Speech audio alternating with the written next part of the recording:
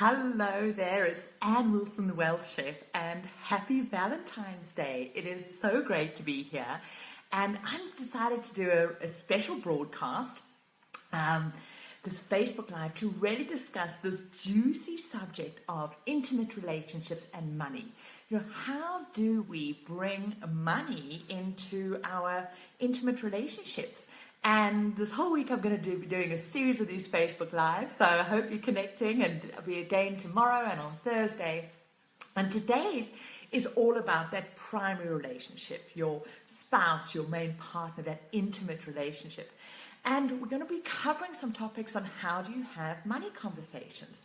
How do you integrate money into your relationship so that it helps to expand your intimacies, helps to expand your connection, helps to expand the joy and authenticity of what you're wanting from this relationship rather than destroying it.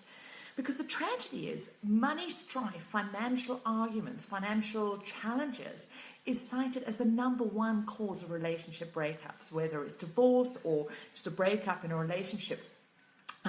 Is really, so it's so intense that it's so important we get this, but unfortunately most of us never learn about this. We stumble into relationships bringing with us our patterns and our behaviors and stuff we learned, quite frankly, from our parents or just society around, and often we think that this stuff is just innate.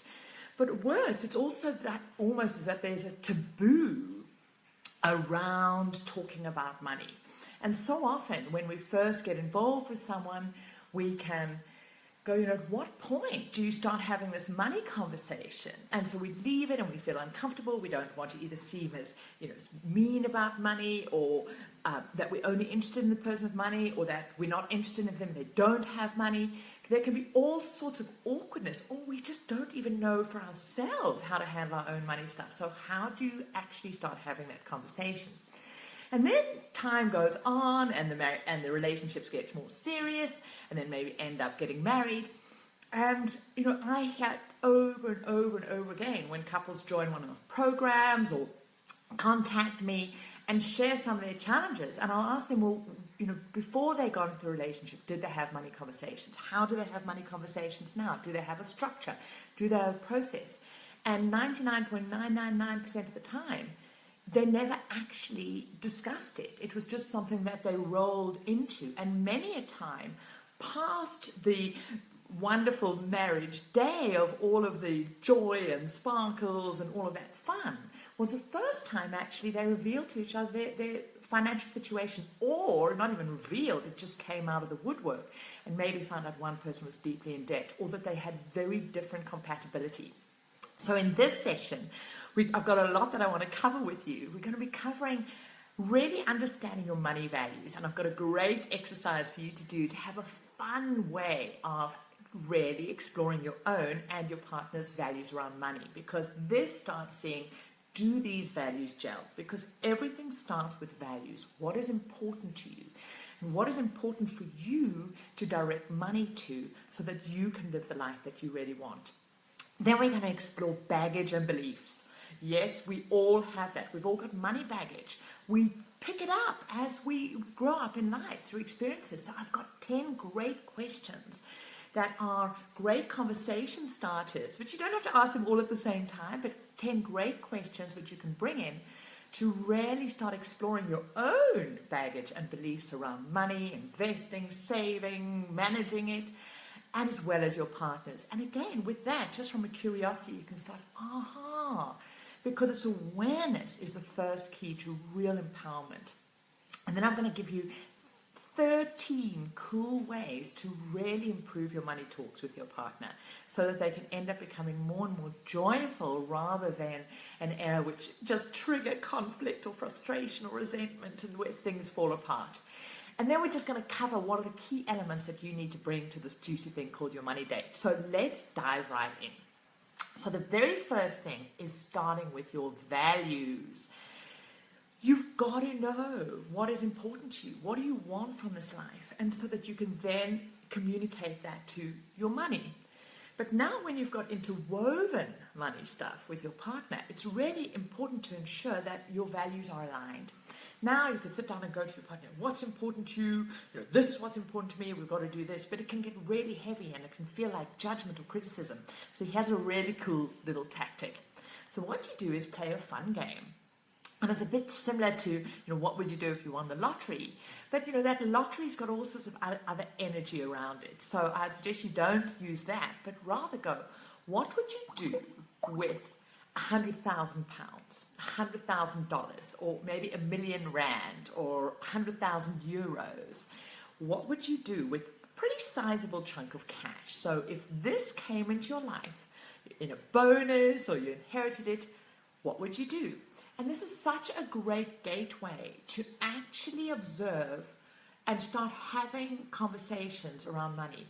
Now, I really recommend you do this if you're in a relationship and you're just starting to get towards that first money talk, because it's a way to, in a light and fun way, to start getting those conversations going. But also if you're in a long-term relationship where maybe money conversations tend to turn sour, or you only tend to have money conversations in times of anxiety, then this is a great way to start changing that pattern, to just let money be brought in a fun conversational way. But, you know, you answer that question for yourself first, and maybe your, question would say, okay, if it's for £100,000, you might go, okay, well, 23,000 would go to blitzing some of my debt, that credit card debt that I've got. Then I'd put in 1,000 into my emergency fund and another 6,000 into my savings safety net that I'm putting in place. Then I'd put maybe 6% to contribution to something that is important to me, a charity or helping out, something that really resonates for me. Maybe I'd spend 12,000 on getting a new vehicle. And as a good Welsh chef, you know that it's never new. It's nearly new, it's a demonstrator, something like that, which you negotiate hard for. Then you might say, okay, cool, let me take 4,000 for a really juicy holiday, a vacation that we'll go on. And maybe 20,000 I'll put into investments. And now, being a good Welsh chef, I understand expand my dough, and I know what my pots are, so I'm going to get index trackers and put that in there. Whether it's in my pensions account or my tax-free account, that depends on where you're at. And then maybe the remaining 28,000 you'll put into your save to spend pot. So maybe you're saving for a down payment on a house, or for kids' education, or for maybe a wedding coming up, or something, a big expenditure that's coming up in the future. So, answer that, and then, ask your partner. And now the thing is, it's going to be different. Expect that. And this is the whole point, that it is to work out these differences. And what's really important is come to this conversation with a curiosity, not about judgment, not about looking about where your partner is wrong. Well, surely you should do that before that. Because with curiosity, you can start going, okay, I see we've got differences there. And you can start having discussions about why it's important to you to put your emergency fund in place, for example, rather than just spending it all and going on a world cruise for a year. And so this is a great way to start with those values and really exploring this. And it also will give you a sense of how you manage spending. So that is a first key thing. Truly understand what is important to each of you and integrate that. The second key aspect of having empowered money conversations and bringing money into your intimate relationship in a real juicy, empowered way is to really get to understand your own money baggage and beliefs, but also that of your partner. And again, all of these conversations, it's with curiosity. It's with, oh wow, knowing that we all come with this, that money itself is neutral. We put a whole lot of meaning onto it. And so when we can come with that, not like my way is the right way, you're wrong, when we truly go, okay, I'm also open to exploring my stuff around money, then we can together going, wow, does that belief serve us getting towards what we want and our financial freedom and empowerment? Or actually, is it likely that that belief or that baggage that we're holding on to is going to prevent that happening? And that's why we do it, purely to see whether it serves or hinders where we're going. So here are 10 really great conversation starters around beliefs. Now, even if you're not in a relationship, I would recommend you do this with yourself, because your first relationship is between you and money. And so this is so great for you to really get a sense of what your money beliefs are. So the first question is, what is your most powerful money memory? And this can really be revealing. It could be a really empowered conversation. It might be but it's really important about a powerful money memory. Mine was one around when I'd been given some pocket money. And as a young kid, I must have been no more than about 5. And my twin brother and I were allowed to go on a Saturday to the little corner cafe just around the corner from us where we lived at the time. And often my folks would be around in the little centre, but we would go into this little corner cafe where they had those sweets that you could choose individually, and we would agonize over what we could get from this little bit of money. And I went and stood at the queue, and in front of me was this old lady who I could see was really poor by her clothing. And remember, I grew up in South Africa at the height of apartheid. So she was a black woman. And she had a tin of pilchards and just some bread on the counter. And she brought out a handkerchief and undid this handkerchief and brought out a couple of coins from this and put it on the counter. And the guy went, that's not enough money, go away, go away. And I can remember feeling this exceptional shame, this fear of just this horrible interaction going on. But at the same time, I was holding on to some money, and I just had my sweeties, and I was so torn. It was a really painful experience of feeling that I wanted what I wanted, but I felt guilty and I felt selfish for holding this on. And there was something about really shameful about not having money, that I would be judged or shooed away. And when I started realizing that, could really start going, later on in my life, I realized I really had an anxiety about going into shops. I hated if my card was declined for some reason, or if I didn't have enough money. So while that belief, I think, helped me really go, okay, I never want to be in a position where, I can't have my basic needs, it was also very contracting and fearful. So really, explore what is one of your most powerful money memories. Jenny, it's so great to see you here, and thanks for the hearts. So a second great question is, what of your most joyful money memory? Do you have a memory of maybe your parents or getting money? What is that? Third question, how did these experiences shape your relationship with money now? As I shared with you, I really realized when I was doing a similar exercise quite a few years ago, when this specific memory popped up, I could see how I wouldn't go into some small shops sometimes, just in case there were too many people could see, in case there was money stuff. There was judgment, but there was also a shame about having money. And so this really prevented me from allowing myself to enjoy the fruits of having money supporting me. I wanted it, but I felt shameful of having it because there were so many people who didn't have it. So it was this real double bind. And only once I could unpack and go, okay, those were decisions or beliefs that a little 5-year-old took on. Now as an adult, I could come with a whole different set of beliefs. But until I'd explored that, I would never have known that. And knowing that unlocked my ability to bring more money into my life, to allow it to support me and really expand that. So the fourth question you want to ask is, what 3 things did your parents teach you about money? What were the kinds of things that they said? Money doesn't grow on trees, or don't be greedy, there's only just enough to go around, or waste not, want not. And what were the 3 things that you were taught? Were you taught that money was scarce and difficult? Did you learn that money was something that people fought about, or that there had to be manipulation to get? What did they teach you about, either overtly or just through their actions, behaviors? Excuse me. Now, the 5th question is, what lessons have you applied from your parents and growing up in your own financial life? Were you told to make sure that you always saved, So you did that, but you don't invest, for example. So it's really important to recognize, what are the lessons that you brought in, and then are they serving you? Then another question, so this is question 6 we're on to now, was your family, would you consider them rich, poor, middle class? There was enough, there was a lot flowing. Did you have experience of feast or famine with money? And hi, Sheila, so great. She says, mum's fears when dad did the annual budget. Wow. Absolutely. So you can feel that. And then there was something scary about money, and even that, dad did the annual budget. So it's so interesting noticing that, and what were those fears. Thanks so much for sharing that, Sheila. And even that belief about identity.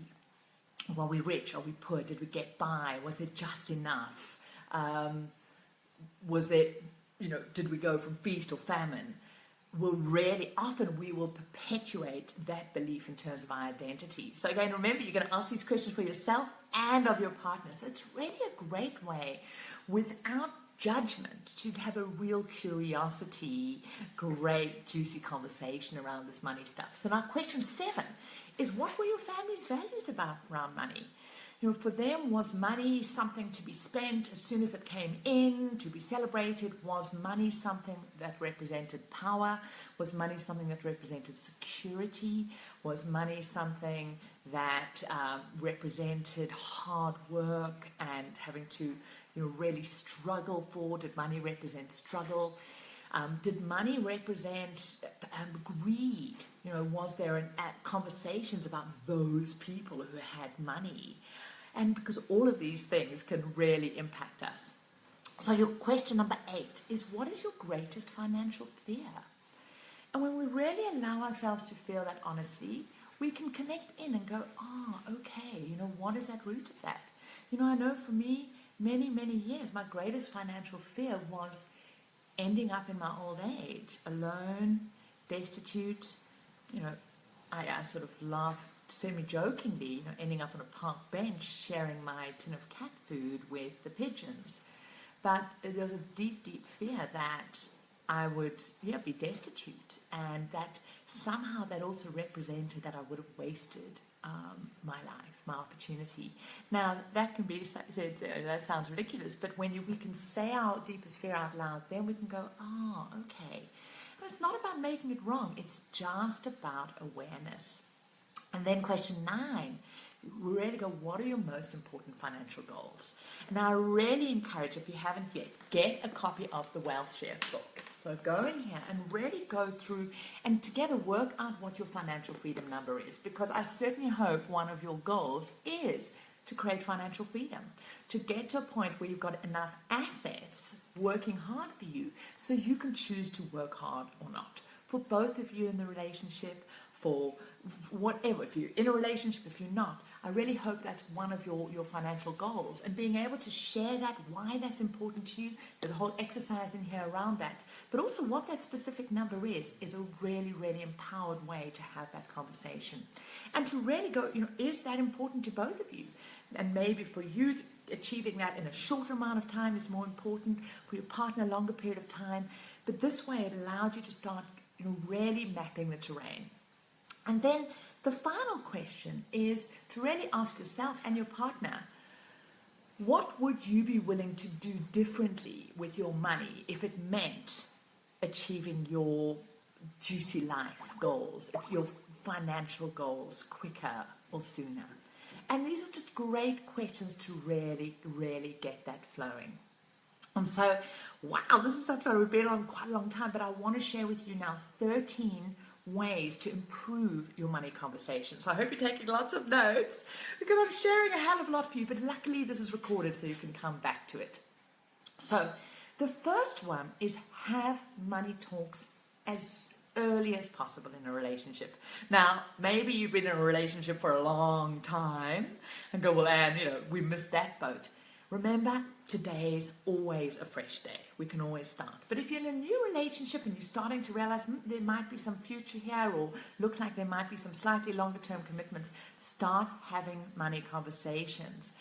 You can ask these questions. You can do the, £10,000 scenario, but start bringing these conversations in, because it's really, really important that you discover money incompatibilities early. And here's the truth. Well, the truth according to me and my hallucination, having worked with thousands of people.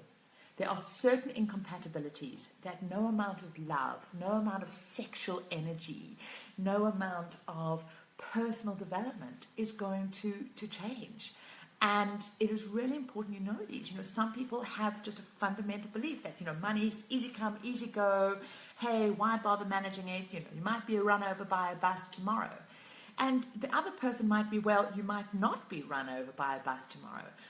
Wanting some security and certainty and understanding that having a foundation in place around money and some structure and some rhythm actually provides certainty and security and allows more freedom of emotions and spirit. Now, those two people, if they're really on those two extremes, well, they're not really extremes, but they're just two different mindsets. It's very unlikely that the best intentions that they are going to be able to have compatibility in the money side of their relationship, and it is going to bring frustration, it is going to bring resentment in place. And it's far better to know that earlier on and be able to make some real calls about honoring you and your financial wants and needs rather than going on. Sheila says dishonesty has always been a deal breaker. Absolutely.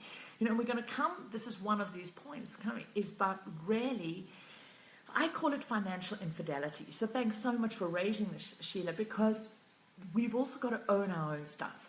So financial infidelity is where we feel we need to lie about something going on in our financial world. Maybe it's lying about where we've spent money, lying about maybe where we're saving something, any of our money actions. If you're going to start hiding money stuff from your partner, you again really, it's very, very difficult to have an authentic, close, intimate relationship if there's this area. It's going to leak in your other areas. You can try and justify it in all sorts of ways, but it is infidelity. I call this financial infidelity. And thanks so much, Sheila, because here, there's also such an important thing here. Often when we start recognizing it in somebody else, is to go, where have I maybe been dishonest? Maybe where have I been, a little bit circumspect with the truth? And often we can go, what's going on about here? What am I believing? Or the reason why maybe I have to lie about this. This was a big area for me. And, here's me being absolutely revealing and honest with you. I realized that many times I lied about the money stuff. And this is part of my learning. And a lot of it was deep insecurities in me. There was a period of time when I lied about how much I earned, because I was afraid that by earning more than my husband, I would somehow lose intimacy, that I was somehow breaking a rule. So I actually lied about how much I brought in. I still directed it to our assets inside. But it was my fear that I then projected onto the relation, fear of breaking a rule, of some taboo, and then would, I hurt him. And so it was all stories in my own head. But only when I started being able to explore this and realizing this is actually breaking connection and intimacy because I'm running a whole story in my head, was I really able to then put on my big gold panties and go, I'm actually a bit afraid of this. And then recognizing why I was doing it and my own fear and what was maybe at the root of it, I could then go and share that fear in a way of just going, wow, you know what, this has been really interesting. Owning that and going, I haven't been honest in this area. And this is why. And this is quite scary for me to share this with you now, but I know that it's really important and for our relationship and future. And, thanks for letting me share this in an empowered way and a safe way that I don't feel judged by you. It's always a good way to jump in with that early. So, start having those money relationships early. Second one is get specific. Specificity is so key. Often we can have conversations at a very airy-fairy level because we think if we stay at that very vague level, in a way, it's actually a deflection tactic. Because if we're not specific, it's very hard for somebody to argue with us. If we go, I want joy and happiness in my life, it's very hard for somebody to argue with that, or maybe go that it's different from them. But if you go, well, I need a certain amount of money in our safety net, and I want to be able to allocate each of us, between 5 or 10% of what we bring in to juicy living, so that we go and do X, Y, and Z. It's far more likely that you can potentially get disagreement. And often we see disagreement as somehow conflict, or it's bad, or it means that there's something wrong with our relationship. No, no, no, no. Disagreement is completely natural, and it's recognizing and then finding a way to share why it's important to you is so important. So get specific. But also, specificity is important as you start setting up your framework about how you're managing your money, what you're going to invest, etc. And also some of your rules of engagement around money. And I really encourage you to have money rules in your relationship.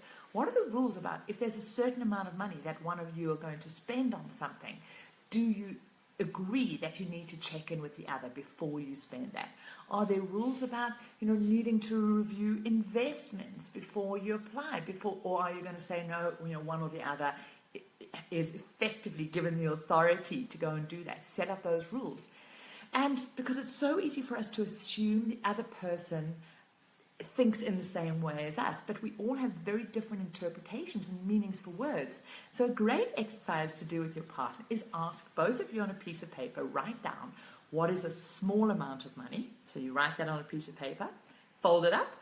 Then you write on another piece of paper what is a big amount of money. And then you swap. Do this at one of your money dates, and you explore with each other what for each of you is a big or a small amount of money, and you might be gobsmacked at how different they are. And then you can have a really good laugh, because this is so important when you see. Now, if you had said, okay, if as long as you're spending small amounts of money, don't worry, we don't, each person's got freedom to do that. But if we're going to spend a big amount of money, can we agree that we check in with each other? Now, if for you a big amount of money is anything over £20 or 200 Rand or whatever it is, then, and for your partner, a big amount of money is £20,000, then you're going to have real conflict when you suddenly have your money date and you see what's on your statements and you go, but we agreed we would have this conversation when we spent a big amount of money, and your partner goes, well, that wasn't a big amount of money. So get specific, get to understand each other's money vocabulary, really key.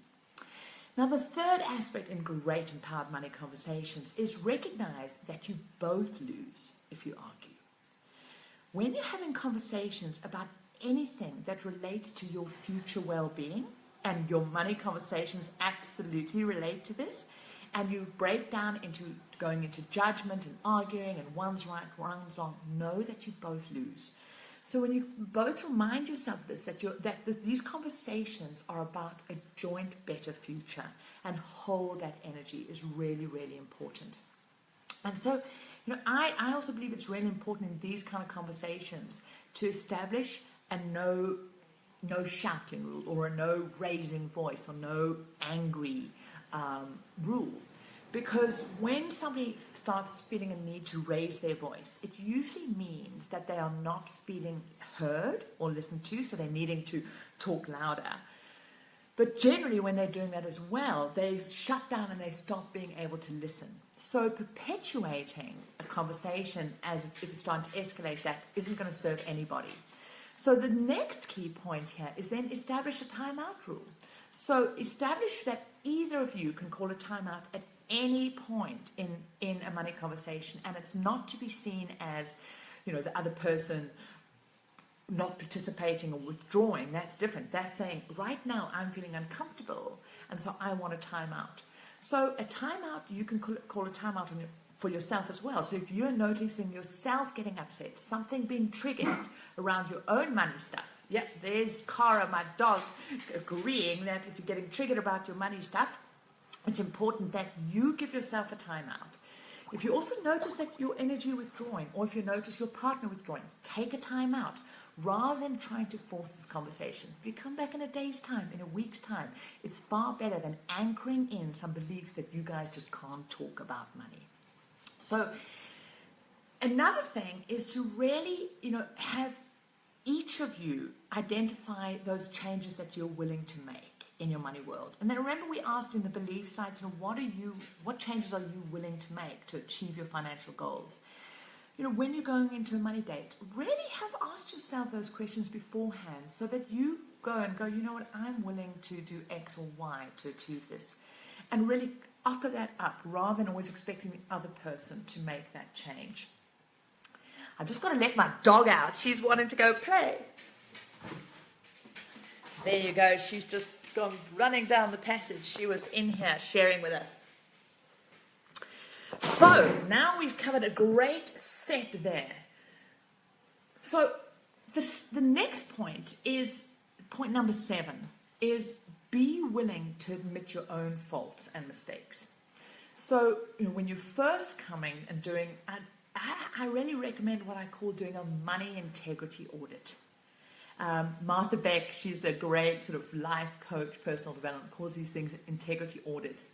And I think it's really important you can do them in all aspects of your life and your relationship. When maybe you're starting to judge somebody else or you see something, always come back and go, okay, where do I see this in my own life?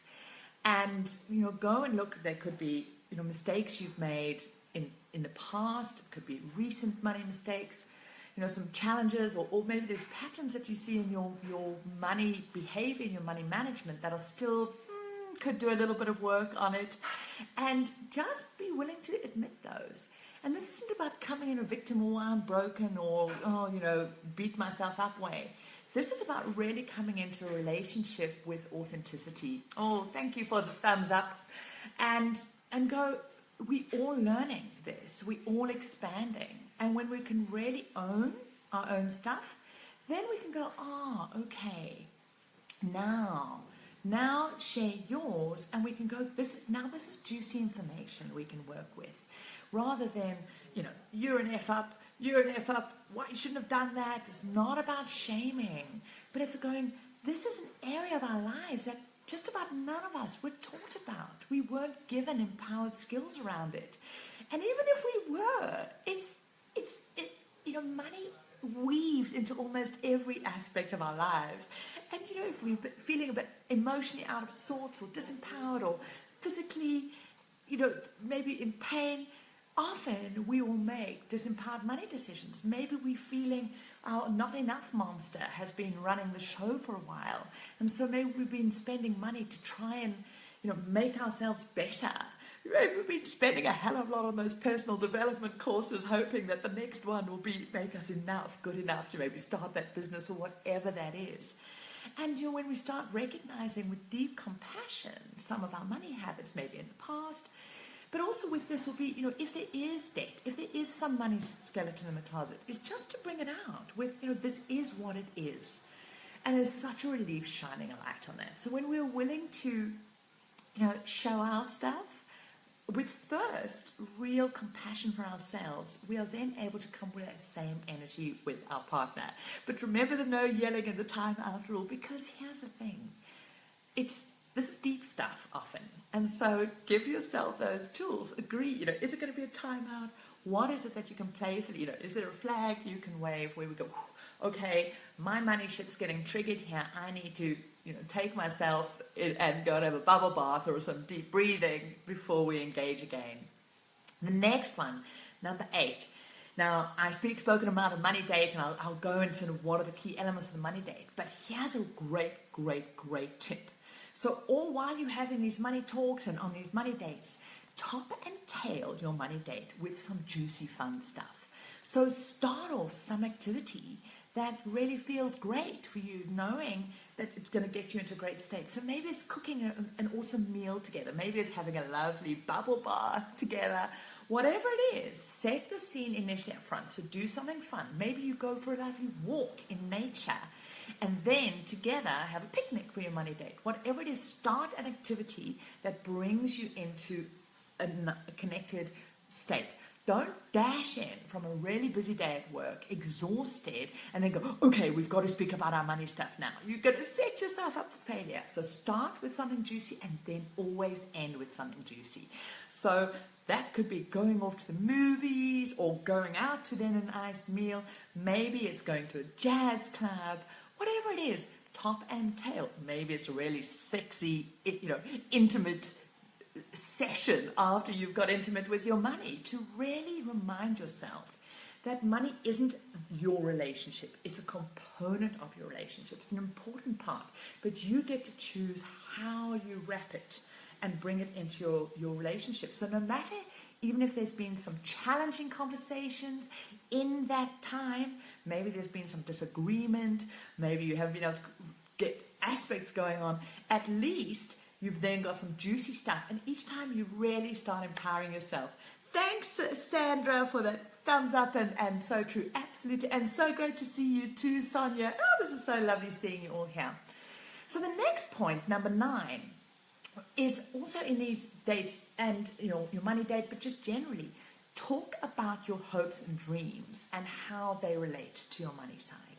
So, share that if you're wanting to get more involved in some charity, or you'd like to get more involved in contribution towards the earth, or maybe it's, LGBT rights.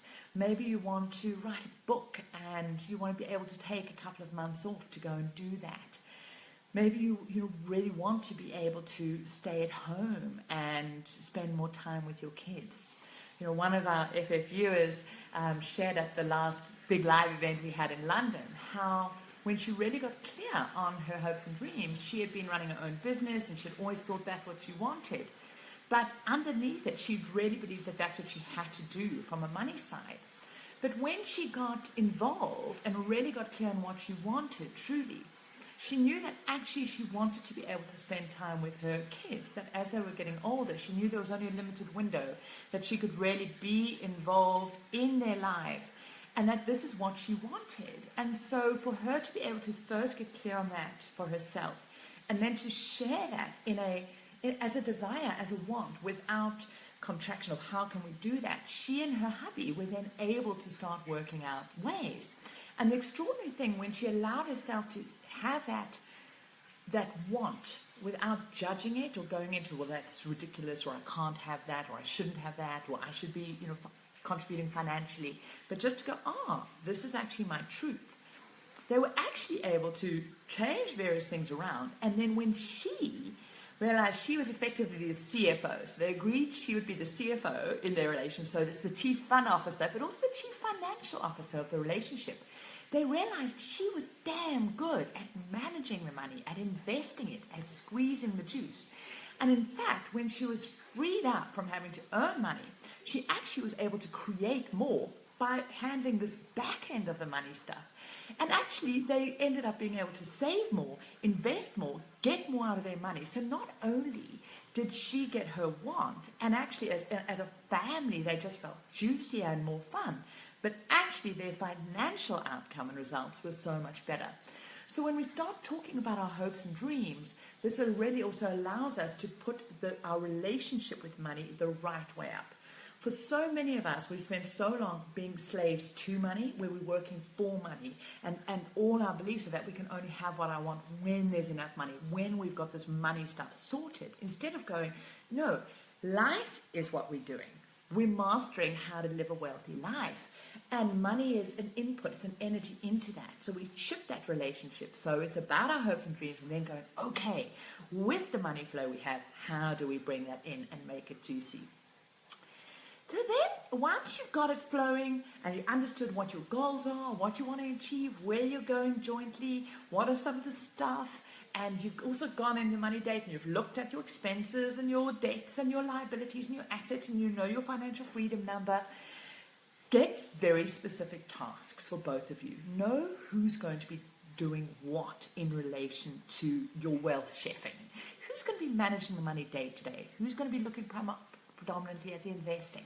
Is one of you great at doing spreadsheets and enjoys downloading the bank statements and tracking?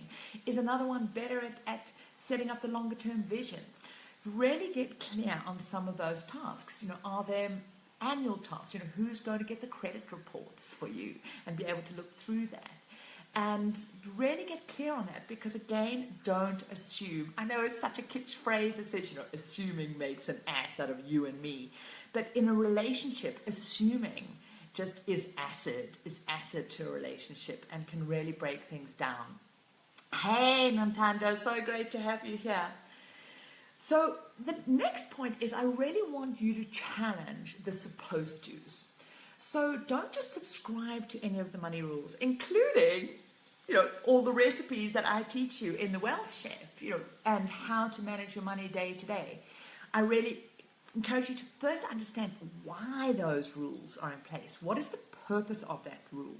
So that it's not just a blind applying it. And also knowing that in some cases, it may be better for you to not follow that specific rule. So for example, I really recommend that couples have shared finances. I really recommend that couples fuse and merge their finance together. So they have a joint account where they manage their day-to-day investments, that they have full visibility of all of the sides together. I also recommend that each party in a relationship have their own account, but have full visibility of it. But the key thing is that your finances are joint. There's a single income statement and a single balance sheet that takes it all into account. Now, let's say you or your partner has got a challenge with addictions, maybe a gambling addiction, maybe some other addiction which could actually have an impact on your finances. So in that case, and if you're supporting each other and you're open with it and you know that this is an element in your relationship, it would be absolutely silly to say, great, let's just have a joint account with both having absolutely equal access to it. Because if your partner fell off the wagon or something was triggered, it could put both of you at financial risk. So this is why it's so important to know what the rules are, but really understand the essence behind it. And then you've got to bring your own personal circumstances into play in that case. So great. Don't just follow all the rules blindly. Understand them. Know if there's specific reasons why in your case it'll be different. And then if you're going to agree a rule in a relationship, stick with it. Again, that's that dishonesty, that financial infidelity that Sheila spoke about earlier. Okay, number 12, we're getting there. I've already mentioned it, but you must examine all of your finances together. When you have that money date, this is about full disclosure. So it's your joint accounts, it's your individual accounts, it's if you've got separate credit cards, if you've got that little, slush fund, which you have your, go and spend on, you've got to be fully visible. Because as soon as you start feeling you've got to hide something around your money, this is a real challenge. This is this financial infidelity. This is this dishonesty. And if you're feeling you need to do that, go, what is going on? What is the underlying thing? Because it's never about the money. It's something else that you're believing about your relationship. It's somewhere where you're not feeling safe, or you can't communicate, or you don't believe your needs can be met in that relationship. There's some challenge going on. So all of those statements come out. So every time you have a money date, you need to bring it all out, and they have to be incorporated into your income statements and your balance sheets. Absolutely, you're going to have assets in both of your names and joint. That is good financial strategies. You do that for tax reasons. You do that for inheritance tax purposes. You do that for safety and security for both of you. But that you do those in place not to hide from each other, but you do that because that's good money management, and that's being a good wealth chef. In your expenses as well, you see full visibility of what's going on different credit cards, debts, etc., so that you share this and you have the full picture, so no secrets. And then the final, number 13, lucky number 13 in love, is, come up with a plan for talking about money regularly. So maybe you have just a little weekly sort of connect in. What's gone on for you this week with money? Was there any bigger expenditures? Does anything come up for you? Were you worried about something? Did something come up for you about our future? Find a way to do that. But at minimum, I want you to have a money date. Now, if you're single, you're also going to have a money date. You and your money are going to have a cool date. You could do it with a friend. You could do it with your daughter, your mother. You could make this fun. You could do it on your own. Again, remember to top and tail that money date with fun things. But with your partner, you set this regular money date. And it's really important you set it at regular intervals. So here, what are you going to do in your money date? So your money date is about following a specific pattern. You always start your money date first by sharing your dreams and goals, but reconnecting to your vision. A fun thing to do is just update your vision and go for different areas of your life. What are you wanting? What are you wanting from your home and your environment? What feels juicy in that area? What are you wanting in your area of contribution to the world? What are you wanting in your work, the way that you express yourself or deliver value into the world and get money for it? What are you wanting from your relationships? What are you wanting from community? What are you wanting from sexuality? This is all a great way to actually start getting you to communicating and talking. And then you go, okay, so now there's your vision, your hopes and dreams. You're reminding yourself yet again what is important to you. Because it's very easy for all of us to get distracted and be pulled off course from what we truly value by, in the media, by the world. And we think, maybe we need to have that, or this is the latest, bright, shiny object syndrome. And just having a moment to reconnect to what is actually important for us is so great for that money date. And go, you know what? Actually, having great, juicy life experiences and maybe being able to travel and connect with nature, which is a very high value for me, is far more important to me than, designer jewelry or the clothes I wear. Now, for somebody else, feeling, coated in beautiful clothes and designer jewelry may be really high value to them.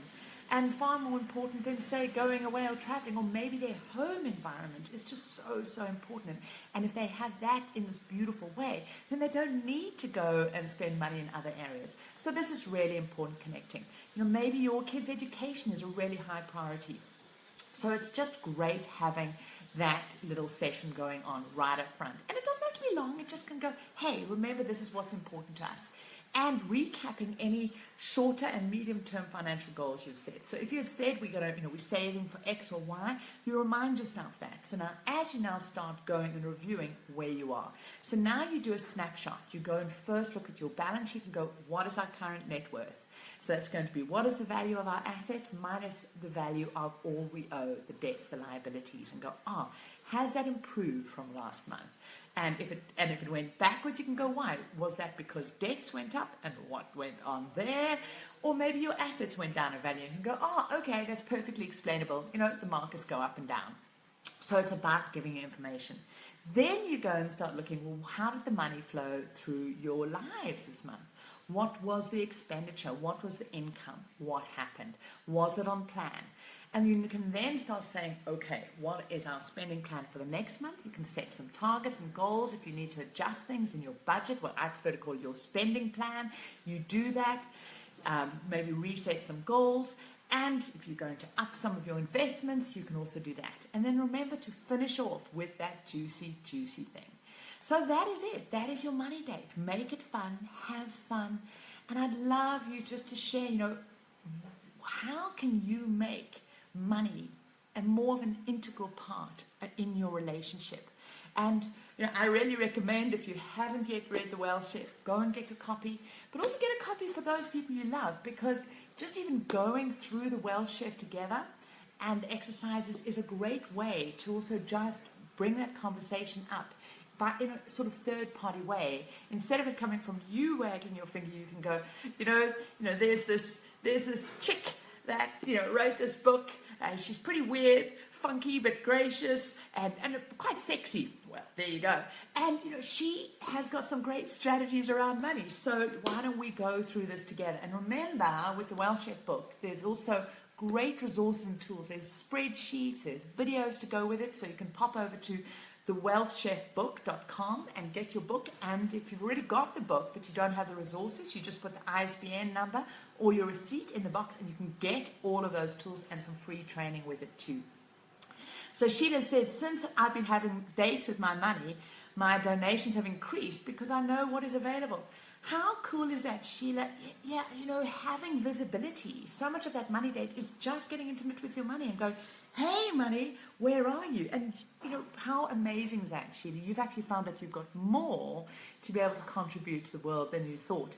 And I'm sure, I don't want to put words in your mouth, but just knowing that makes you feel richer. It makes you feel freer, because now you go, wow, I've got even more than I can contribute.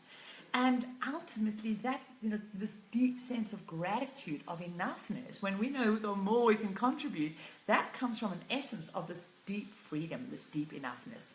So it's been a long session today. Tomorrow we're going to be discussing money and kids. What are the conversations you can be having with kids? How to get them started on managing their own money?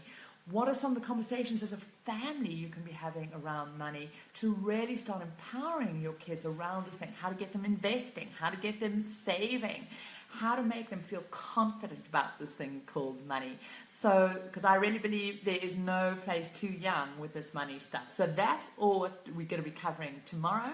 And then the next day, we're going to be covering contribution, your relationship with life, your relationship with the world, and how understanding your link with money emotionally, spiritually, can be something that ensures that your legacy is one that really relates to your heart, to your soul, and can keep rippling out big time. So that's it for today. Keep living a rich, juicy life, mastering that money, let it work for you, and yes, enoughness and abundance, great freedom. Thank you, Sheila.